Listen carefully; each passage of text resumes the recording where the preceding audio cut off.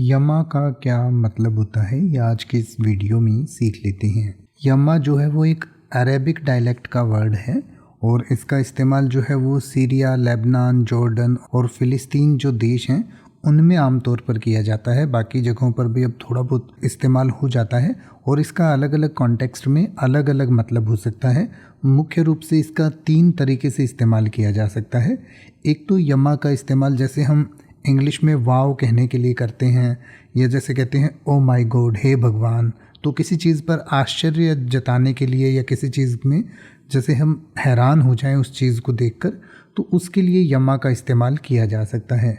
कई बार इसका negative sense में भी इस्तेमाल होता है, जैसे कि कोई फ्रस्ट्रेशन होती है या किसी चीज़ के लिए आपको अनोइंस होता है, या फिर आप किसी चीज़ का बेसब्री से इंतज़ार कर रहे होते हैं और वो जल्दी से वो चीज़ हो नहीं रही होती है, तो उसके लिए भी जैसे हम हिंदी में कहते हैं अरे यार हो जा, अरे, तो उस तरीके से यम्मा का इस्तेमाल किया जा सकता है। इसके अलावा तीसरा इसका इस्तेमाल जो है वो किसी अपने प्रियजन को डार्लिंग या स्वीट हार्ट हम जैसे इंग्लिश में कहते हैं या हिंदी में हम प्रिय या प्यारा कहते हैं, तो उसी तरीके से भी उस तरीके से भी यम्मा का इस्तेमाल किया जा सकता है। तो किसी को डार्लिंग या स्वीट हार्ट कहने के लिए भी आप यम्मा का इस्तेमाल कर सकते हैं। किसी चीज़ पर कई बार आप हैरान परेशान होते हैं तो उसके लिए भी यम्मा का इस्तेमाल किया जा सकता है।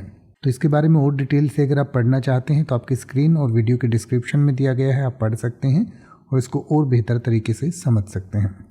अब आप ऐसे ही किसी भी वर्ड का मतलब हिंदी और इंग्लिश में YouTube पर सर्च कर सकते हैं। आपको मेरी वीडियो मिल जाएगी जिसमें आप बिना किसी फालतू बकवास के सीधा उस वर्ड का मतलब समझ पाएंगे।